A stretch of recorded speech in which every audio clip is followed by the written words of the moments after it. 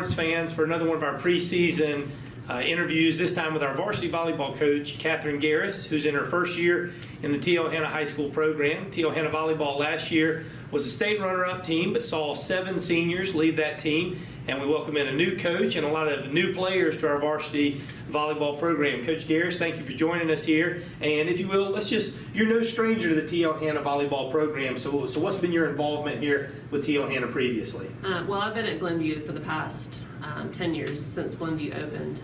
So I was the assistant coach the first year that Glenview opened, and then after that I was the head coach for the next 9 years. Okay, so you've had a lot of involvement with the girls that have come through this program. T.L. Hanna's won numerous region championships and been one of the top programs in the state. Your first off season here, what was your expectations going in when you took over? You probably got them for the first time in May, on through the season. How did y'all's summer go? It went well. We, like you said, I had them for the first time in May, and we were able to do a good spring practice. My goals were to just get to know the girls, get to be able to watch them a bunch and see what they're like. I knew, half of them from coaching them at Glenview, but even those ones that I did coach, I hadn't seen in a while or seen play in a while. So it was nice to be able to just get them all together and be able to see what they had. Okay. You're going into your first year as a head coach at the varsity level. Do you look at it as trying to continue to build on what T.L. Hanna has done, or are you building your own program up with different ideals and different mindsets and how you play volleyball and then just how you're running the program? I would say kind of both. I know that this is a high caliber program and something I feel like I've helped build. So I want to keep it at that, but I also feel like I want to bring my own thing to the program as well. Having a little bit more fun along with it,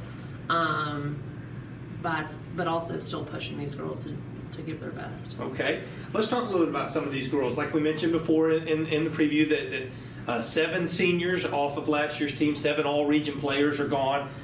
Which for a lot of programs that would be a complete rebuild, but because of the depth in our program, there's certainly a lot of expectations to still be very successful. Who are going to be some of your offensive key players this year as your outside hitters and you're running your offense through your setters? Well, we have 2 setters, Gabby Sutherland and Kennedy Neal, who will be running the offense, and we'll be doing a 6-2, which means we'll have 2 setters on the court.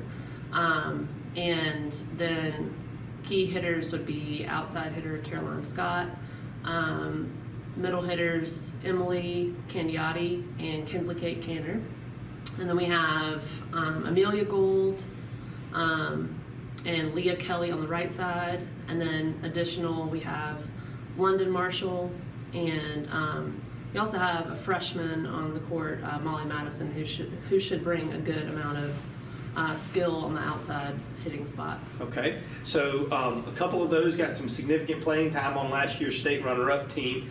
On the defensive side of the ball, who are going to be some of your key contributors there?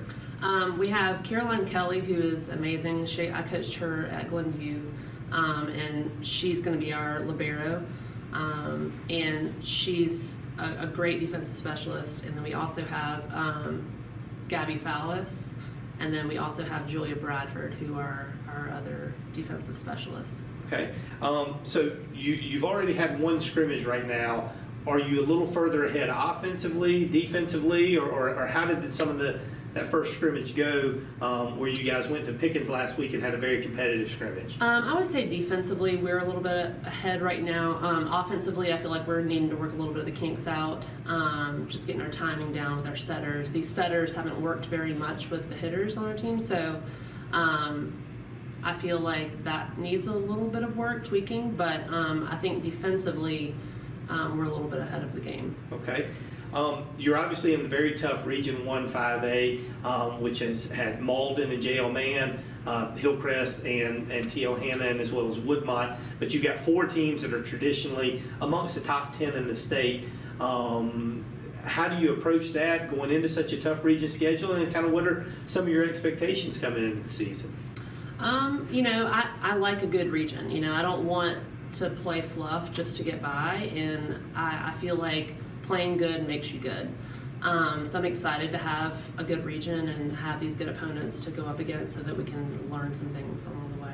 Okay. And then finally, just finishing up, tell us a little bit about some of the staff that you brought in to be a part of the T.O. Hanna volleyball program this year. My assistant this year for varsity is Angela Freeze. I've known her for a really long time. She actually runs A-Town volleyball, but she's also just a friend and is a great volleyball mind, so I'm excited to have her helping me.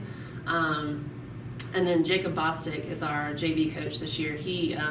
I just met him this year, but he's been working with A-Town this past year.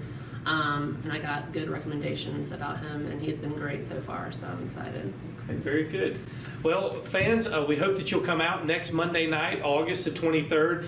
T.O. Hanna will host Lexington High School and Burns High School in a tri-match here. We'll have the JV teams playing in their auxiliary gym and the varsity teams playing in the main gym. Get your tickets online at Hometown Tickets for the volleyball match, but we hope you'll come out and see a very exciting volleyball team as they look to build upon the success of last year's team and kind of find their own path in this 2021 school year.